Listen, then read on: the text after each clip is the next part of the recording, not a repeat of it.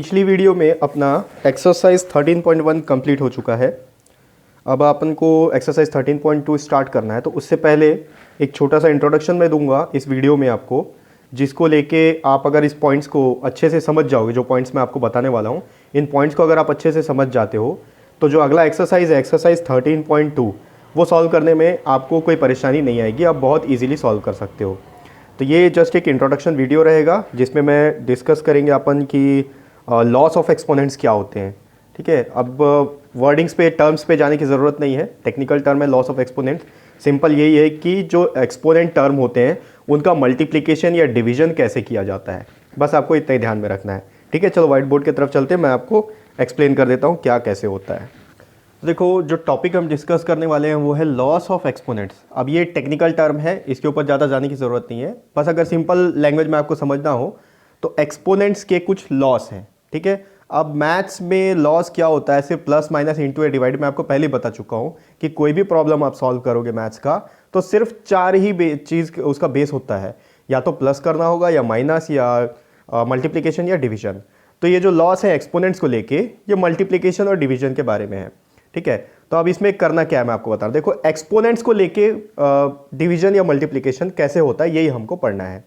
तो सपोज अगर हमारे पास एक प्रॉब्लम है 2 raised to the power 3 into 2 raised to the power 2। ठीक है, अब इसको सॉल्व कैसे करेंगे, इसका आंसर आप एक ही लाइन में ला सकते हो, लेकिन इसका बेस क्या है वो आप समझ लो।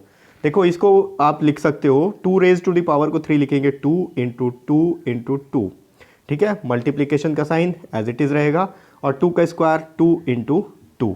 ठीक, तो अब इसको अगर आप लिखना चाहो, ठीक है, इसको मल्टीप्लाई भी कर सकते हो, लेकिन मल्टीप्लाई नहीं करना है हमको, लॉस ऑफ एक्सपोनेंट्स पढ़ रहे हैं, इसका मतलब इसको एक्सपोनेंशियल फॉर्म में ही लिखना है। तो इसको क्या लिख सकते हैं अपन, 2 रेज्ड टू द पावर 1 2 3 4 5। ठीक है, 2 रेज्ड टू द पावर 5।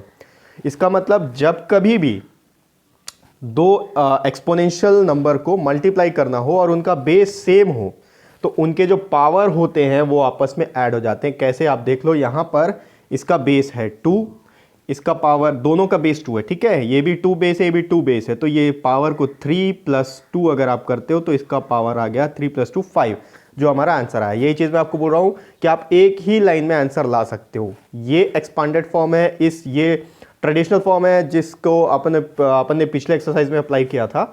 अब उससे आगे बढ़ना है अपन को, इसका शॉर्ट मेथड है ये। ठीक है, जब भी बेस सेम रहेगा, ठीक है, चाहे कुछ भी हो, अगर यहां पर मान लो 6 टू द पावर 3 है इंटू 6 टू द पावर 8 है, तो आप सिंपल लिख सकते हो 6 टू द पावर 3 + 8, तो इसका आंसर आएगा 6 टू द पावर 11। अगर आप एक्सपोनेंशियल फॉर्म में भी लिखना चाहो, एक्सपांड करके अगर आप देखोगे तो सेम आंसर आएगा। देखो, 6 क्यूब का मतलब 6 into 6 into 6 into 6 to the power 8, 6 into 6 into 6 into 6 into 6 into 6, 1 2 3 4 5 6 into 6 into 6 7 8। ठीक है, आप काउंट करके देखो तो 6 टू द पावर 1 2 3 4 5 6 7 8 9 10 11, आंसर वही आया। ठीक है, तो यही लॉ है कि आपको पूरी तरह एकदम पूरा लॉन्ग मेथड फॉलो करने की जरूरत नहीं है, शॉर्ट मेथड में भी आप आंसर ला सकते हो। तो ये ध्यान में रखना है कि जब भी दो एक्सपोनेंशियल नंबर जिनका बेस सेम हो, अगर उनको मल्टीप्लाई करना हो तो उनके जो पावर्स होते हैं उनका एडिशन होता है। ठीक है, इसको मैं रब करता हूं, सेकंड पॉइंट बताता हूं आपको। अब आप देखो, सपोज यहां पर लिखा है 3 raised to the power 7 divided by 3 raised to the power 4। तो इसको क्या करेंगे अपन, यहां देखो डिवीजन का साइन है। ठीक है, तो इसको आप लिख सकते हो 3 raised to the power 7 divided by 3 raised to the power 4। तो इसको कैसे लिखेंगे, 7 टाइम्स 3 को मल्टीप्लाई करना पड़ेगा, 3 into 3 into 3 into 3 into 3 into 3 into 3। ठीक है, 1 2 3 4 5 6 7 whole divided by 3 raise to the power 4। तो 4 बार रिपीट होगा, 3 इंटू 3 इंटू 3 इंटू 3। ठीक, अब ये 3 कैंसिल हो गया, ये 3 कैंसिल हो गया। कैंसिल का मतलब 3 1 3 3 1 3 3 1 3 3 1 3, ये भी ये 3 कैंसिल, ये 3 कैंसिल। डिनोमिनेटर में आ गया 1, न्यूमरेटर में क्या आया 1 2 3 टाइम्स 3 रिपीट, यानी कि 3 का क्यूब। अब इसका आंसर अपन एक बार में कैसे ला सकते हैं, जब भी दो एक्सपोनेंशियल नंबर आपस में डिवाइड होंगे, चाहे इस तरीके से हो या इस तरीके से हो, तो उनका बेस अगर सेम है तो उनके जो पावर्स हैं उनके बीच में माइनस होता है, सब्सट्रैक्शन होता है। तो ये हो जाएगा 3 raised to the power 7 minus 4। ठीक, 7 माइनस 4। आप देखो आंसर कितना आएगा, 3 रेज्ड टू पावर 7 माइनस 4 होता है क्यूब। आंसर सेम आया। तो ये लॉन्ग मेथड फॉलो करने की जरूरत नहीं है, आपको ये याद रखना है हमेशा कि अगर बेस सेम है और मल्टीप्लिकेशन हो रहा है तो पावर का एडिशन होगा, और अगर बेस सेम है और डिवीजन हो रहा है तो पावर का सब्सट्रैक्शन होगा। ठीक है, आगे बढ़ते हैं, कुछ और पॉइंट्स बताता हूं। अब देखते हैं पावर ऑफ पावर क्या होता है। ठीक है, ये तो आपको समझ में आ गया होगा। पावर ऑफ पावर यानी कि पावर का भी पावर। ठीक है, पावर का भी पावर क्या होगा, अब देखो 2 स्क्वायर लिखा हुआ है तो यहाँ 2 का पावर 2 है। अब इन दोनों का भी अगर पावर ले लिया जाए, ठीक है, तो इसका भी पावर है, पावर का भी पावर। तो इसको कैसे सॉल्व करेंगे, इसका आप देखोगे 2 स्क्वायर का होल क्यूब बोले, इसको पढ़ने का तरीका है 2 स्क्वायर का होल क्यूब। ठीक है, अब इसका क्या मतलब है, अब ये इन पूरे कंप्लीट 2 स्क्वायर को 3 टाइम्स पहले लिखना पड़ेगा। तो ये हो गया 2 square into 2 square into 2 square. ठीक है, अब ये 2 स्क्वायर का क्या मतलब है, 2 into 2 into 2 into 2 into 2 into 2। ठीक है, अब कितना हो गया इसका answer, 2 raised to the power 1 2 3 4 5 6। ठीक, ये हो गया लॉन्ग मेथड। अब लॉस ऑफ एक्सपोनेंट्स क्या बोलता है, इसके अकॉर्डिंग अगर एक बेस है और उसका पावर है और उसका एक और पावर है, तो इन दोनों पावर को अगर आप मल्टीप्लाई कर दोगे तो आंसर सेम आएगा। तो देखो इसका बेस तो 2 है, पावर है इसका 2, और जो whole raise to the power 3, तो 2 इंटू 3, आंसर देखो आएगा 2 रेज टू द पावर 6। ठीक है, तो जब कभी भी पावर ऑफ पावर होगा तो उनके पावर्स का मल्टीप्लिकेशन होगा। ठीक है, याद रखो लॉस ऑफ एक्सपोनेंट्स पढ़ रहे हैं तो हमको मल्टीप्लिकेशन, डिवीजन, सब्सट्रैक्शन या एडिशन उनके एक्सपोनेंट्स का ही करना है। ठीक है, तो ये समझ में आ गया होगा आपको पावर ऑफ पावर क्या होता है। किसी भी नंबर का कोई एक एक्सपोनेंट होगा और उसका होल एक पावर होगा, तो उनका आपस में मल्टीप्लिकेशन करने से आंसर आ जाएगा। इस लॉन्ग मेथड को फॉलो करने की जरूरत नहीं है। ठीक है, आगे बढ़ते हैं, कुछ और पॉइंट्स बताता हूँ। अभी तक हम ये देख रहे थे कि बेस अगर सेम है और पावर जो भी है उनको अगर मल्टीप्लाई करना हो तो पावर का एडिशन हो जाता है, और अगर बेस सेम है और उनको डिवाइड करना हो तो उनके पावर्स का सब्सट्रैक्शन हो जाता है, और अगर बेस एक ही है और उसके पावर के पावर है तो उसका मल्टीप्लिकेशन हो जाता है पावर्स का। अब अगर बेस अलग हो गया 2 क्यूब इंटू 3 क्यूब, यहाँ देखो बेस दोनों का अलग अलग है लेकिन पावर दोनों के सेम है। ठीक है, तो लॉस ऑफ एक्सपोनेंट्स क्या बोलता है, इसको बाद में देखेंगे कि लॉस ऑफ एक्सपोनेंट्स क्या बोलता है। पहले इसको सॉल्व करते हैं कि इसका आंसर क्या आएगा। 2 क्यूब का मतलब होता है 2 इंटू 2 इंटू 2। ठीक है, अब 3 क्यूब का मतलब क्या होगा, इंटू 3 इंटू 3 इंटू 3। ठीक है, तो इसको अपन क्या लिख सकते हैं, ये तो एक्सपांड कर लिया अपन, तो 2 इंटू 3, ठीक है, इंटू 2 इंटू 3 इंटू 2 इंटू 3, इस तरीके से अपन लिख सकते हैं। ठीक है, कुछ गलत नहीं है। ये कितना हो गया देखो, 3 2 2 3 6 इंटू 2 3 6 इंटू 2 3 6। इसको अगर एक्सपोनेंशियल फॉर्म में लिखना हो तो 6 का क्यूब लिखेंगे, क्योंकि 6 3 बार रिपीट हो रहा है, 3 बार मल्टीप्लाई हो रहा है, तो 6 का क्यूब लिख सकते हैं।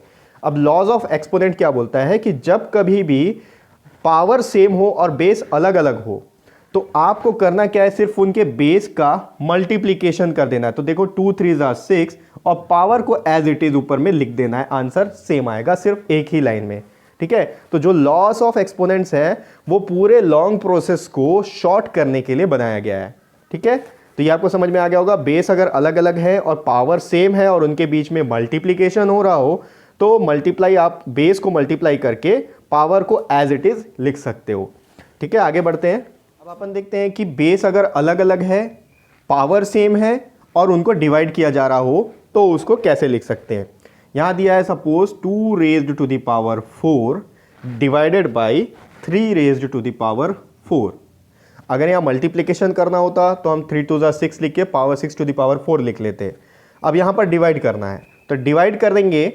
यहां देखो 2 और 3 दोनों बेस अलग अलग हैं, तो इसको कैसे फॉर्म में लिखा जा सकता है, इसको लिख सकते हैं अपन 2/3 या इसका पावर 4 और इसका पावर 4, ठीक है।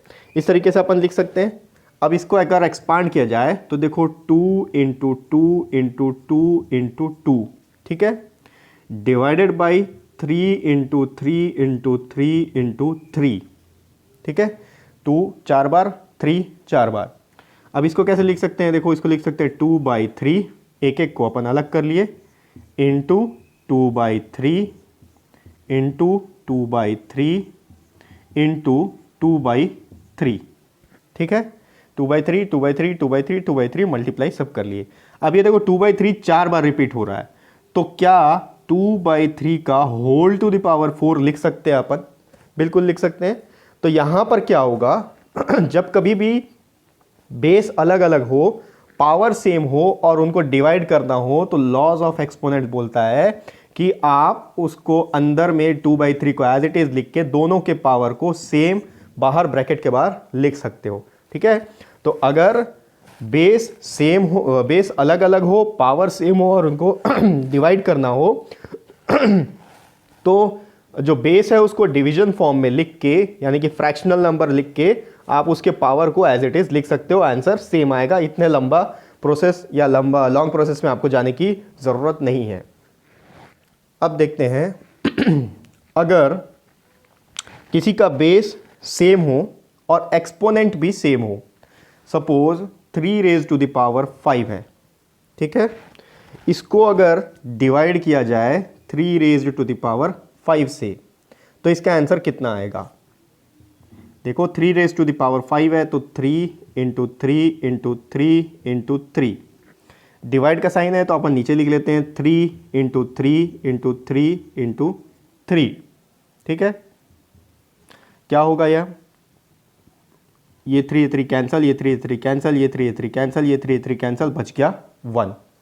तो यहां पर अगर आप लॉस ऑफ एक्सपोनेंट यूज करोगे तो बेस सेम है, तो 3 उसका पावर है, यहां पर डिवाइड करना है तो 5 माइनस 5, तो ये आ गया 3 रेज टू द पावर 0, जिसका आंसर 1 होता है।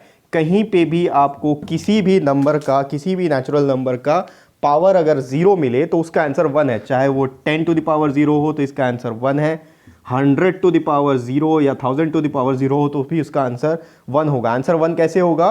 क्योंकि 0 कब आएगा? जब उनके पावर्स सेम होंगे, बेस भी सेम, पावर भी सेम और उसको डिवाइड करना हो, तो उसका जो एक्सपोनेंट है वो 0 हो जाएगा और उसका फाइनल आंसर 1 होगा। तो आपको कहीं पे भी अगर 7 टू द पावर 0 दिख गया तो इसका मतलब इसका आंसर 1 है, ठीक है। तो बस इतने ही पॉइंट्स थे, आप इन पॉइंट्स को ध्यान रखोगे। एक चीज़ और मैं बता देता हूँ, ये तो मैं न्यूमेरिकल फॉर्म में आपको बता दिया था। सपोज यहाँ पर ये m है और ये n है और बेस सेम है, इनको मल्टीप्लाई या डिवाइड करना हो, जैसे डिवाइड करना हो तो क्या करोगे? वेरिएबल अलग अलग है, इसका मतलब ये नहीं है कि वो माइनस या सब्सट्रैक्शन नहीं हो सकता, आपको रूल पता होना चाहिए बस। यहाँ पर 5 माइनस 5 कर रहे थे तो बेस सेम रहेगा, यहाँ पर m माइनस n, ये इसका आंसर हो जाएगा। उसी तरीके से अगर यहाँ पर मल्टीप्लाई का साइन रहेगा, ठीक है, 3 raise to the power m into 3 raise to the power n, तो इसका आंसर क्या होगा? 3 raise to the power m plus n, ये इसका आंसर हो जाएगा, ठीक है। तो बस इंट्रोडक्शन पार्ट में इतना ही रहेगा। नेक्स्ट वीडियो से अपन एक्सरसाइज के क्वेश्चंस लेना स्टार्ट करेंगे। अगर आपको कुछ डाउट होता है तो नीचे वीडियो के नीचे डिस्क्रिप्शन बॉक्स में आपको मेरा ईमेल आईडी मिल जाएगा, आप मेरे को ईमेल कर लीजिए, तो मैं आपसे व्हाट्सएप नंबर शेयर कर दूंगा, आप अपने सारे डाउट्स को क्लियर कर सकते हैं।